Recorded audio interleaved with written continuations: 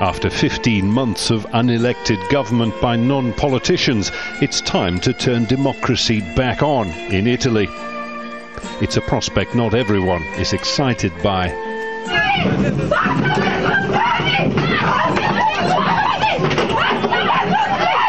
Attempting a comeback, the master of comebacks, Silvio Berlusconi here getting a taste of public anger at a polling station.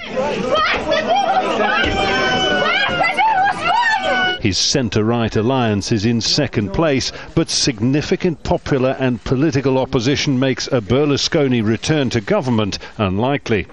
I think there will be other elections and it will be worse than this one. There will be more protests and I see instability for the next 2 years. The markets on Tuesday will react negatively. We hope, for us, for our children, for the future. We are better off, but there are others who are behind us. We hope.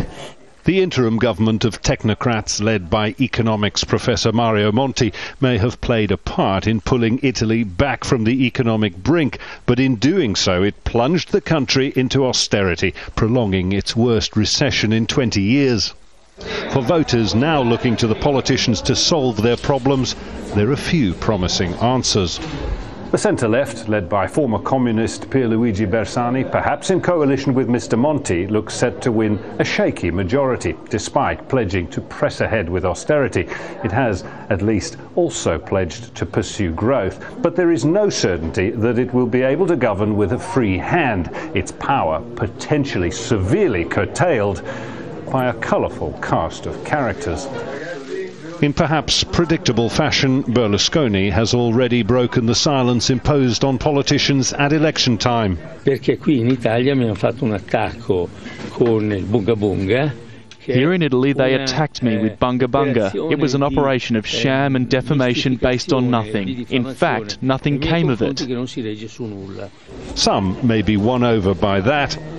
Others will be enticed by the anti-establishment, anti-everything appeal of a comedian from Genoa, Beppe Grillo, with no experience in politics whatsoever. In Italy today, that is his greatest strength.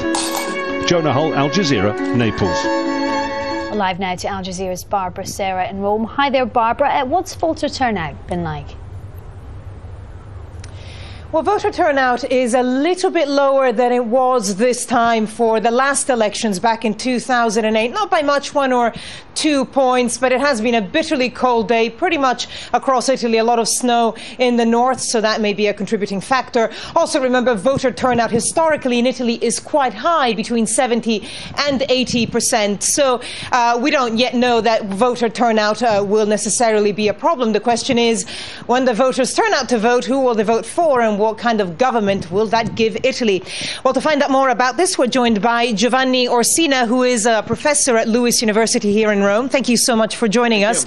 So how do you see potential outcomes of this election? If the opinion polls are to be trusted, the most likely outcome is that the Partito Democratico, left-wing party, wins the elections, but it is very likely that it is not going to have an overall majority in both chambers, and this is possibly taking